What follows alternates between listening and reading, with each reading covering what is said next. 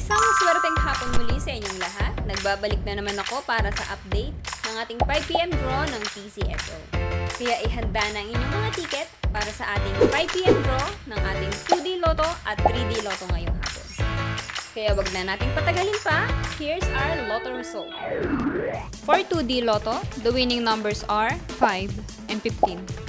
In exact order. Pwedeng manalo ng 4,000 pesos pag nag-match ang iyong mga number in exact order. 2,000 pesos naman para sa Rambolito System Play.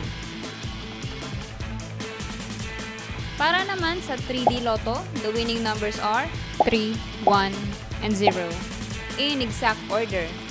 Pwedeng manalo ng 4,500 pesos pag nag-match ang iyong mga number in exact order.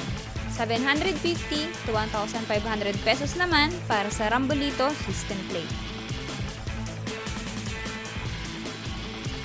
Para naman sa may mga STL ticket para sa ating 3pm STL Departmentalized Draw for Visayas, excluding Guimaras, Negros Occidental, and Bacolod City, here's the winning number.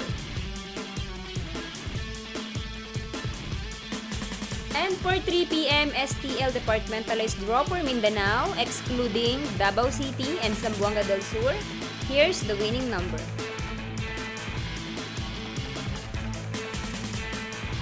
Ito po ay babala sa ating mga Lotto players. Ang Lotto ay live na binobola, kaya wala pong nakakaalam ng mga number na lalabas. Huwag pong magpapaloko sa mga nagsasabing alam nila ang lalabas sa game at sa authorized outlet lamang bumili ng ticket bago ang draw.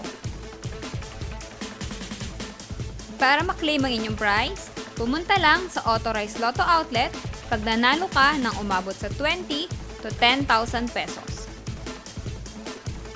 For more than 10,000 to 300,000 ang panalo nyo, sa PCSO branch na pinakamalapit sa inyong lugar, pwedeng i-claim ang prize with 2 valid IDs.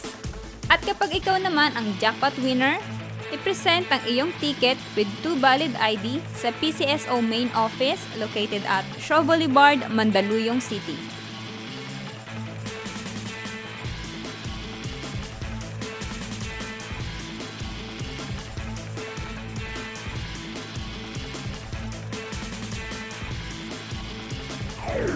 Congratulations po sa lahat ng ating mga winners at magkita-kita ulit tayo mamayang 9pm draw para sa ating 2D Lotto, 3D Lotto, Super Lotto 649 at Ultra Lotto 658.